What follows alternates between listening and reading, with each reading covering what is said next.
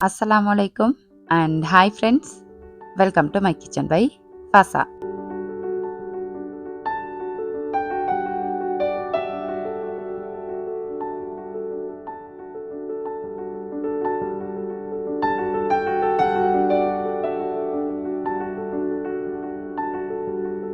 எந்த விதமான ரசாயனங்கள், கலரிங்ஸ் இல்லாம வீட்டிலேயே சுத்தமா தயார் செஞ்ச ஸ்ரீலங்கன் அனைத்து விதமான மசாலா பொருட்களோட நாங்க ஸ்பெஷலா செய்ற ஸ்ரீலங்கன் சத்து மாவு, பிரியாணி மசாலா, சுக்கு கோப்பி தூள், கொதிப்பால், மாசி சம்பல் உங்களோட வீட்டு வாசலுக்கு ஆர்டர் பண்ணி எடுக்கலும். டீட்டெயில் எல்லாமே டிஸ்கிரிப்ஷன்ல தந்திக்கிறேன். வேணுமெண்டா பார்த்து ஆர்டர் பண்ணிக்கோங்க.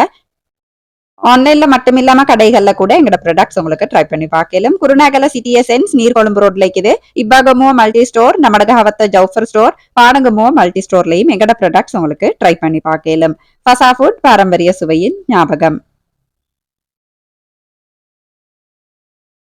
எல்லாருமே சுகமாயிப்பீங்க அப்படின்னு நினைக்கிறேன்.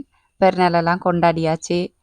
பெருநா vlog இல்ல இது. அதுக்கு முந்தி எடுத்தது தான். இன்ஷா அல்லாஹ் கட்டாயம் பெருநா vlog வந்துட்டு இன்ஷா அல்லாஹ் நான் அப்லோட் பண்றேன். வாய்ஸ்ல கொஞ்சம் ஒரு மாற்றம். அந்த தொண்டையில கொஞ்சம் அந்த தொண்டை கம்மின மாரி அந்த மாரி இருக்குது. அப்ப குரல் கொஞ்சம் விளங்காத மாரி இருந்துச்சு அப்படின்னு சொன்னா கொஞ்சம் அட்ஜஸ்ட் பண்ணிக்கோங்க. இப்ப அல்ஹம்துலில்லாண்டு பெரிய மழையெல்லாம் முடிஞ்சு கொஞ்சம் நல்லா காத்தடிக்குது இல்லையா?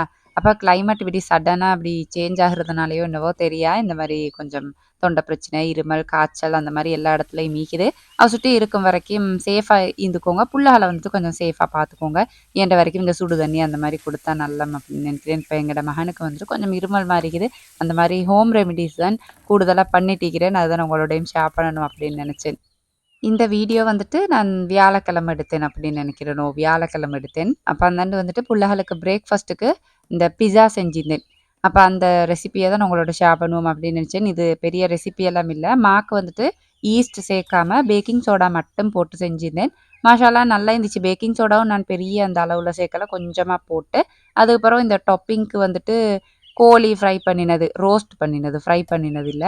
அதோட வந்துட்டு வெங்காயம், தக்காளி கூட நான் சேர்க்கல. மேலெல்லாம் சீஸுக்கு பதிலா இந்த முட்டைக்கு கொஞ்சம் மிளகுத்தூள், உப்பு போட்டுட்டு அந்த மாரி கொஞ்சம் அடிச்சு விட்டுட்டு இப்படி ஊத்தியிருந்தேன். மாஷா அல்லான்னு நல்லா டேஸ்ட்டா இருந்துச்சு. புள்ளைகளுக்கு ஆரோக்கியமா நீங்க பிஸா செஞ்சு குடுக்கணும் அப்படின்னா, இந்த ஆப்ஷன வந்துட்டு உங்களுக்கு யூஸ் பண்ணிக்கலாம். அதுக்கு பிறகு தான் இந்த ரெசிபி உங்களோட ஷேர் பண்ணுவோம் அப்படின்னு நெனச்சேன். பெருசா நாங்க ஈஸ்ட் போட்டு செய்ற அந்த பிஸா மாரி சாஃப்ட்டா இல்லாட்டி கூட, கல்லு மாரி இல்ல நல்லா சாஃப்ட்டா நல்லா இருந்துச்சு. பிரேக்ஃபாஸ்ட்க்கு வந்துட்டு புள்ளைகள் லஞ்ச் பாக்ஸுக்கு போட்டு குடுத்தீங்க அப்படின்னு சொன்னா விருப்பமா சாப்பிடுவாங்க அப்படின்னு நெனைக்கிறேன். ஏன்னா, என்ன புள்ளைகள் வந்துட்டு விருப்பமா சாப்பிட்டாங்க.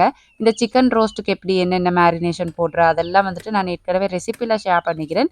வேணும்னா அந்த ரெசிபிய உங்களுக்கு பார்த்துக்கலாம்.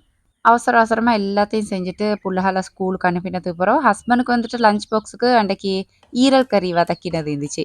அப்ப அத வச்சுட்டு இந்த கொட்டுக்கொள்ள சம்பல் இருக்குது இல்லையா? ஈக்கவே ஈக்குது கொட்டுக்கொள்ள சாலட். என் ஹஸ்பண்டுக்கு வந்துட்டு கொட்டுக்கொள்ள சரியான விருப்பம். அப்ப நான் திணிச்சு அவருக்கு ஒரே அத குடுக்கல. எந்தனாலும் அவர் போட சொல்லுவாரு. அதோட கொஞ்சம் பருப்பு கறி சமைச்சிருந்தேன். அப்ப அதையும் பேக் பண்ணி அப்படியே லஞ்சையும் பேக் பண்ணி குடுத்துட்டு, அன்னைக்கு வந்துட்டு எனக்கு அந்த புக்ஸ்ல கொஞ்சம் வாசிச்சு முடிச்சிருந்த மாரியே இருந்துச்சு. ஏன்டா, கல்யாணம் ஒண்ணு இருந்துச்சு கலைவலையில எங்கட ஊர்ல. அப்ப அதுக்கு போறதுக்கு முன்னுக்கு இந்த கதைய என்ன இக்கிது, கடைசில என்னதான் இக்கிது அப்படின்னு பாத்துறணும் மாரி ஒரு ஆர்வம். அப்ப கொஞ்சம் அதையும் அப்படியே வாசிச்சுட்டு, ஒரு vlogல ஷேர் பண்ணினேன் இல்லையா? இந்த பீட்ரூட் பாத்தி போடுறேன் அப்படின்னு சொல்லிட்டு, 4, 5 நாளைக்கு நல்லா தண்ணி ஊத்தி வச்சோம் அப்படின்னு சொன்னா நல்லாயிக்கும்ண்டு. உரம் போட்டு தண்ணி ஊத்தி வச்ச அப்படின்னு சொன்னா, நல்லாயிக்கும்ண்டு ஷேர் பண்ணியிருந்தேன். அப்ப ஏன்டா அந்த உரமெல்லாம் நல்லா அப்படி மண்ணோட மண் புடிச்சு, தண்ணியெல்லாம் கலந்து நல்லா இருந்துச்சு. நல்லா பதம் பட்டு இருந்துச்சு. அப்ப பீட்ரூட் விதையெல்லாம் இதிலயே போட்றேலும் அப்படின்னு போட்டிக்கிறேன். நான் பீட்ரூட் எப்பவுமே கடையில வாங்கி தான் எடுப்பேன் விதை. ஏன்டா நான் நாட்டுறதுல வந்துட்டு விதை எப்படி இருக்குதோ எனக்கு தெரியா. பீட்ரூட் வந்துட்டு அந்த அளவு சக்ஸஸா எனக்கு வரல. ஒரு 2 முறை அந்த மாரி நாட்டிக்கிறேன். கிழங்கு வரும். பெருசா செழிப்பா வராட்டியும் ஓரளவுக்கு நல்லா வரும். ஆனா, அந்த கீரை வந்துட்டு உங்களுக்கு யூஸ் பண்ணிக்கலாம். அப்ப நான் இந்த மாரி தான் சும்மா அப்படியே பாத்தி போட்டு அப்படி செய்வேன்.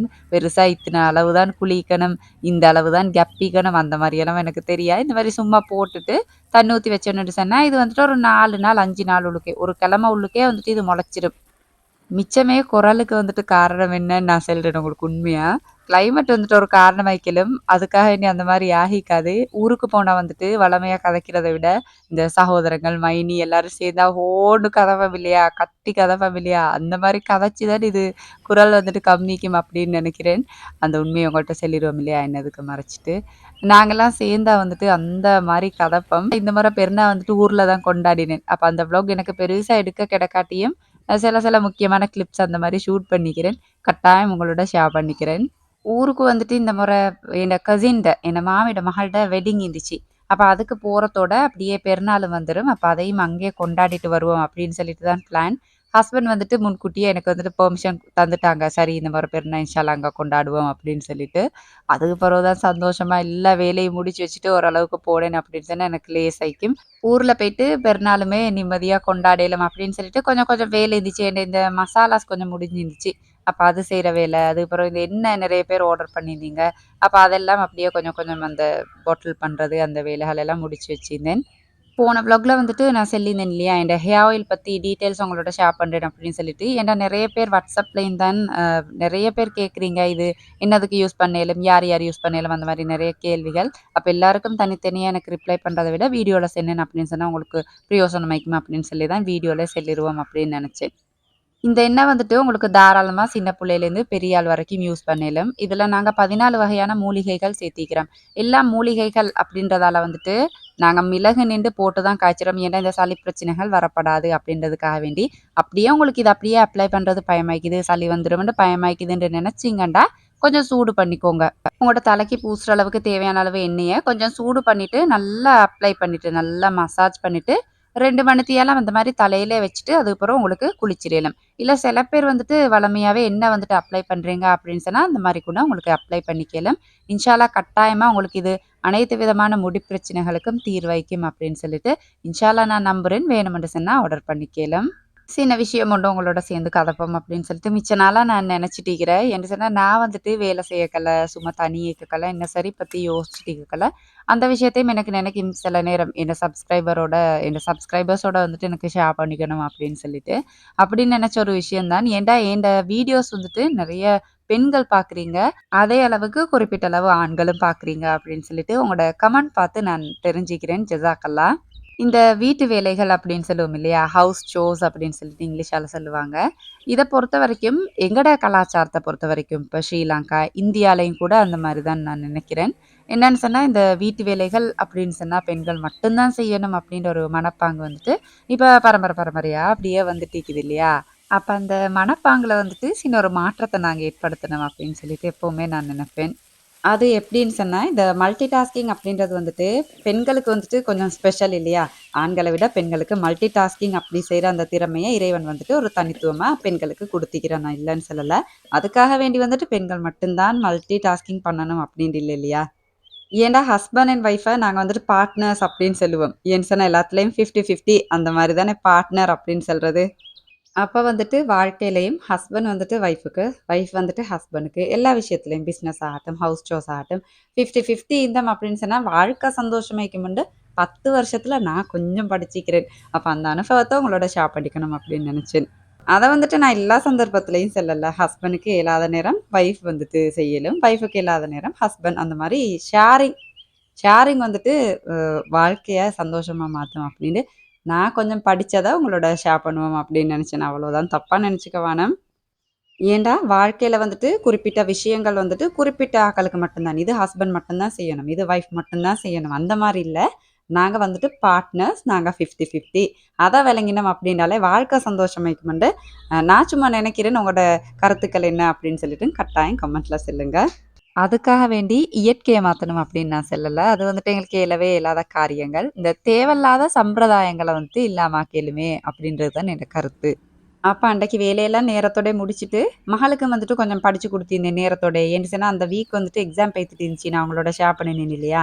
அப்ப படிச்சு குடுத்துட்டுலாம் மகரிபுக்கு பிறகு உடுப்பு எடுக்க போவோம் அப்படின்னு சொல்லிட்டு தான் நான் பிளான் பண்ணியிருந்தோம். எங்களுக்கு வந்துட்டு ஏற்கனவே மெட்டீரியல் எல்லாம் வாங்கி தைக்க குடுத்துட்டேன் நான். புள்ளைகளுக்கு மட்டும் தான் உடுப்பு எடுக்கணும். அப்ப இப்பாக மூவிலே எடுத்துருவோம் அப்படின்னு சொல்லிட்டு, அங்க தான் கடைகள்ல பார்த்திருந்தோம். கலெக்ஷன்ஸ் வந்துட்டு அந்த அளவுக்கு இல்லாட்டியும் மீக்கிறத பார்த்து அப்படியே எடுத்திருந்தேன். ஒரு உடுப்பு மட்டும் வந்துட்டு மகளுக்கு நான் கலேவல போகல அங்க எடுத்திருந்தேன். அதெல்லாம் எனக்கு ஷூட் பண்ண கிடைக்கல. பெருநாளைக்கு உடுக்கக்கெல்லாம் இன்ஷா அல்லாஹ் காட்டிருவோம் அப்படின்னு சொல்லிட்டு. இப்ப நீங்க பார்க்குற உடுப்புகள் தான் கொஞ்சம் எடுத்திருந்தேன். எனக்கு அந்த ஷோல் அந்த மாரி கொஞ்சம் எடுக்க இருந்துச்சு. அப்ப அதுகள் மட்டும் தான் எடுத்துட்டு, மகனுக்கும், மகளுக்கும் இந்த மாரி நார்மல் காட்டன்ல மாரி தான் எடுத்திருந்தோம். வெட்டிங்க்கு வந்துட்டு நோம்பு பெருநாளைக்கு எடுத்த உடுப்பெல்லாம் இருந்துச்சு இல்லையா? அப்ப அத உடுப்பாட்டுவோம் அப்படின்னு சொல்லிட்டு, இந்த முறை நார்மலா தான் அப்படியே எடுத்திருந்தோம். சும்மாவே நாங்க வந்துட்டு வேலைய எப்படா முடிப்போம் அப்படின்னு சொல்லிட்டு அவசர அவசரமா வீட்டு வேலைகள் எல்லாம் செய்வோம். அதுவும் உம்மட வீட்டுக்கு போப்போறோம், திரிய போப்போறோம் அப்படின்னு சொன்னா 2, 3 மடங்கா அப்படியே சக்தி வந்துரும் இல்லையா? அந்த மாரி செஞ்சுட்டு இப்போம். அப்போ ஊருக்கு போற சிஸ்டர்ஸ் எல்லாம் வருவாங்க.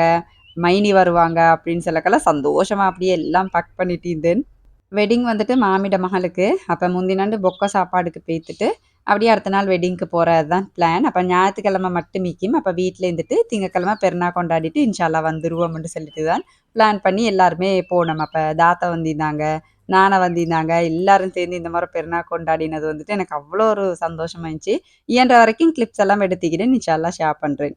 இந்த பொக்க சாப்பாடு அப்படின்றது வந்துட்டு நெறைய பேருக்கு தெரிஞ்சுக்கும் அப்படின்னு நெனைக்கிறேன். இப்ப எங்கட ஏரியாலலாம் இந்த குடல் வாபத் சாப்பாடு அப்படின்னு சொல்லுவோம் இதுக்கு. இதுக்கு தான் நாங்க பொக்க சாப்பாடு அப்படின்னு சொல்றேன். எங்கட ஏரியாலலாம் இந்த குருநாகல ஏரியால வந்துட்டு எல்லா இடத்துலயும் மாரி இந்த பொக்க சாப்பாடு அவ்ளோ ஃபேமஸ் ஆயிக்கும். கல்யாணம் எவ்வளோ ஸ்பெஷலோ அந்த மாரி இந்த பொக்க சாப்பாடு வந்துட்டு அந்த மாரி ஸ்பெஷல். இப்ப எங்கட மாமிட இந்த வெட்டிங் இந்த இடம் வந்துட்டு மாத்தள டிஸ்ட்ரிக்ட். அப்ப அவங்களுக்கு வந்துட்டு அந்த அளவு ஸ்பெஷல் இல்லாட்டியும், குடும்பமெல்லாம் சேர்ந்து அப்படியே பொக்க சாப்பாடு சாப்பிட்டு, கதைச்சிட்டு, சிரிச்சுட்டு இருந்தது வந்துட்டு எனக்கு உண்மையிலேயே அவ்வளோ சந்தோஷமா இருந்துச்சு. ஏன்டா டெடாட ஃபேமிலிய வந்துட்டு நான் நெறைய நாளா ஒரு டெடாட ஃபேமிலில நெறைய நாளா ஒரு கல்யாணம் அந்த மாரி வரல. அப்ப இதுதான் வந்த ஃபர்ஸ்ட் கல்யாணம். இது வந்துட்டு எல்லாரும் சேர்ந்து அப்படியே இருந்தது வந்துட்டு எனக்கு உண்மையிலேயே நல்லா சந்தோஷமா இருந்துச்சு. அதான் நான் சொன்னேன் இல்லையா, குரலுக்கான காரணம். அது முக்கியமா இப்படிதான் நிக்கும். நெறைய கதைப்போம் இல்லையா, வளமையா கதைக்கிறத விட அப்படியே ஓடு கதைக்கிற அந்த மாரி இருந்ததுல தான் குரல் கூட டேமேஜ் ஆகுற அளவுக்கு அப்படியே கதைச்சிக்கிறேன்டா பார்த்துக்கோங்களேன். சும்மாவே எங்கள விட்டா கதைப்போம். இப்படியெல்லாம் மீந்தா கதைக்காமயே இருப்போம் இல்லையா? அப்படியே அந்த பலகாரங்கள், இந்த பொக்க சாப்பாடு, அந்த மாரி இந்த மருதாணி வைக்கிறது, இதெல்லாம் வந்துட்டு கிளிப்ஸா நான் உங்களோட ஷேர் பண்ணிக்கிறேன். ஏன்டா இப்பல்லாம் வந்துட்டு எனக்கு என் சந்தோஷத்த உங்களோட ஷேர் பண்றது அவ்ளோ சந்தோஷம் மிகுது. அத சுட்டி தான் அப்படி ஷேர் பண்ணிக்கிறேன். இந்த மருதாணி வைக்கிறது வந்துட்டு நான் பொக்க சாப்பாடு அப்படின்னு சொன்னேன் இல்லையா? அந்த அன்னைக்கு வைப்பாங்க. முந்தியெல்லாம் எங்களுக்கு அப்படிதான் வைப்பாங்க. இப்ப வந்துட்டு பொண்ணுக்கு முந்தினண்டே வச்சு அப்படியே எல்லாம் கம்ப்ளீட் பண்ணிட்டு, மத்தாக்களுக்கு தான் அந்த பொக்க சாப்பாடு அன்னைக்கு இப்ப வைக்கிற மாரி இருக்குது. ஏன்டா இப்ப நெறைய வைப்பாங்க இல்லையா? பொண்ணுக்கு அப்படியே கை ஃபுல்லா அழகான டிசைன் எல்லாம் வைப்பாங்க. கொஞ்சம் லேட் ஆகும் அப்படின்றதுனால, முந்தினண்டு டயர்ட் ஆகப்படான்றதுக்காக வேண்டி இப்ப முந்தினண்டே வச்சிர்றாங்க. அப்ப பொண்ணுக்கும் வந்துட்டு இங்கேயும் முந்தினண்டே வச்சுட்டாங்க. அப்ப பொக்க சாப்பாடெல்லாம் சாப்பிடுறதுக்கு அன்றைக்கு கொஞ்சம் லேட் ஆயிட்டு போயிட்டு, கதைச்சு அப்படி எல்லாரையும் பார்த்து ஈந்துட்டு சாப்பிடுறதுக்கும் லேட் ஆயிட்டு, அ வீட்டுக்கும் கூட லேட்டா தான் வந்திருந்தேன். அப்ப லேட்டா வந்துட்டு அடுத்த நாள் கல்யாண கிளிப்ஸ் தான் நான் சேர்த்திக்கிறேன். வேற எதுவுமே சேர்க்கல. எனக்கு எடுக்க கிடைக்கல உண்மையிலே. அடுத்த நாள் வந்துட்டு இந்த கல்யாண சாப்பாடு வேற லெவல்ல இருந்துச்சு. மாஷாஅல்லாண்டு நல்லா டேஸ்ட்டா இருந்துச்சு. நல்லா சாப்பிட்டோம். உண்மையிலே இப்படி ஒரு விஷயம் இருக்குது இல்லையா? நல்ல ஆரோக்கியமாவே சாப்பிட்டு இருந்துட்டு, ஒரு நாளைக்கு நீங்க இந்த மாரி கொஞ்சம் அப்படியே ஹெவியான சாப்பாடு சாப்பிட்றீங்க அப்படின்னு சொன்னா, அந்த என்ன சொல்ற ஒரு கில்ட் ஃப்ரீயா உங்களுக்கு வந்துட்டு சாப்பிட இயலும். நாங்க ஒரு நாளைக்கு தானே சாப்பிடுறோம். அந்த மாரி வந்துட்டு நல்லா சந்தோஷமாவே சாப்பிட இயலும். இன்ஷா அல்லாஹ் ட்ரை பண்ணுங்க.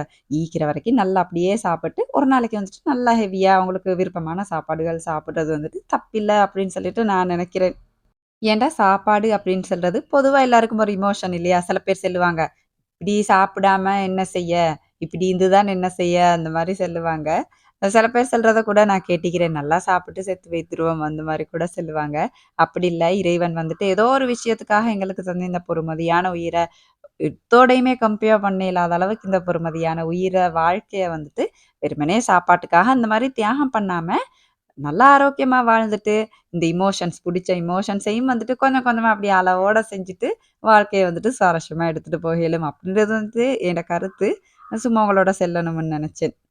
சந்தோஷம் வந்தா சாப்பாடு, கவலை வந்தா சாப்பாடுன்னு எங்களோட மூதாதையர் முதற்கொண்டு அப்படியே எடுத்துட்டு வந்த பழக்கம் எங்களாலயா மாத்தேலும் இல்லையா?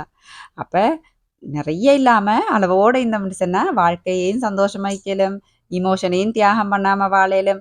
அந்த மாரி எல்லாம் அளவோட இருந்தா நல்லம்னு சொல்லிட்டு சொல்றேன். அவ்வளோதான். அப்ப இதுக்கு மேலண்டா ஏலா, அப்படியே வாய்ஸ் குடுத்துட்டு போகலாம். சில இடங்கள்ல வந்துட்டு பேச்சே வராது. அவ்வளோ கஷ்டப்பட்டு தான் வாய்ஸ் குடுத்துட்டிருக்கிறேன். என்னோட குரலையும் சகிச்சு இவ்வளோ நேரம் வீடியோ பார்த்ததுக்கு மிச்சம், மிச்சம், மிச்சம், மிச்சம் நன்றி. Thanks a lot. அப்படியே விளாக்க முடிக்கிற டைமுக்கு வந்துட்டோம். இந்த வீடியோ உங்களுக்கு சுவாரஸ்யமா இருந்திருக்கும் அப்படின்னு நெனைக்கிறேன். அளவா சாப்பிடுங்க. அந்த அளவுல ஆரோக்கியத்த அதிகமா சேர்த்துருங்க. வாழ்க வளமுடன். தேங்க்ஸ் ஃபார் வாட்சிங்.